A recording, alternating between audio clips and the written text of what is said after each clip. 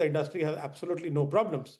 But having said that, if the raw material cost goes higher, then there has to be a corresponding increase in the sugar price and also the ethanol price. So we have requested the government that in this budget and especially around the budget to make sure that the minimum support price of sugar is increased to the level of at least cost of production, which perhaps will give a huge strength and a support to the industry and especially the Indian farmers.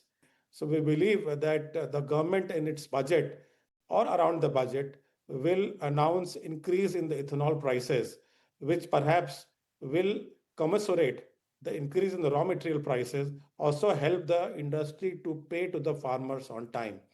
See, as I said, we have a huge expectation from this budget, specifically for the biofuel, and it is already leading the world in the clean energy transition.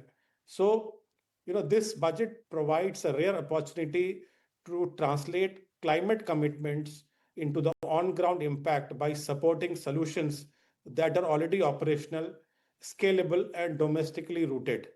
See, we must remain pragmatic and inclusive. Electric vehicle, yes, are an important pillar, but they cannot be the sole pathway in a country with varied income levels. We don't have the infrastructure readiness and the mobility needs. I believe flex fuel and strong hybrids offer a very effective parallel route, reducing emissions from day one while leveraging existing vehicle platform and also the fuel distribution system. So therefore, the policy must enable choices rather than prescribe a single solution. And that's why we have requested the government in this budget to rationalize the tax structures on flex fuel vehicles and strong hybrids to bring them at par with the electric vehicles. We already have a huge ethanol capacity in the country.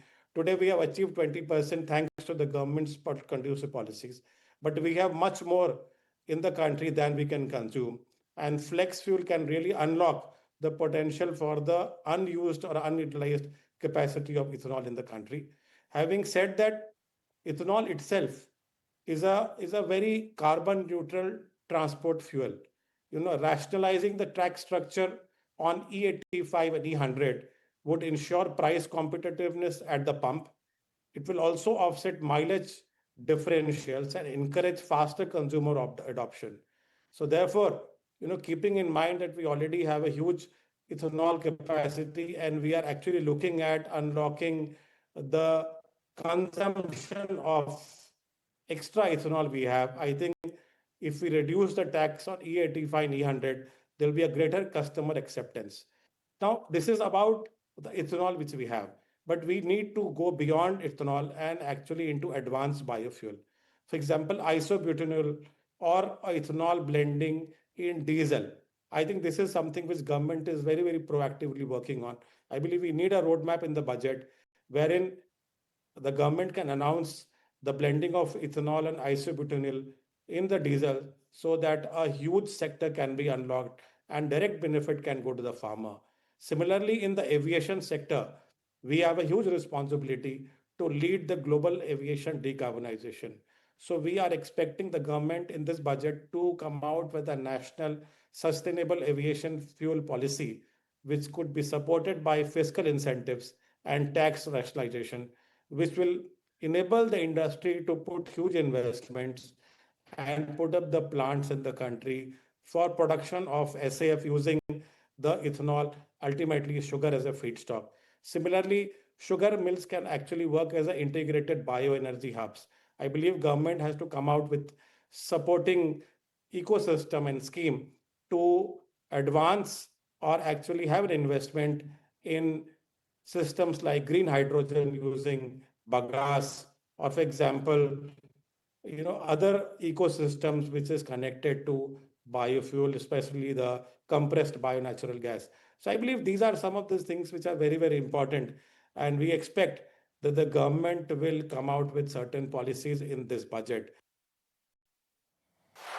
Understood. So, Mr. Ballani, clearly the sugar industry has several asks from the Union Budget 2026, but also wanted your thoughts on sugar exports. Government has tried to impose restrictions on export of sugar, especially to control the amount of inventory that is then left behind in the domestic market and to contain sugar prices, retail sugar prices.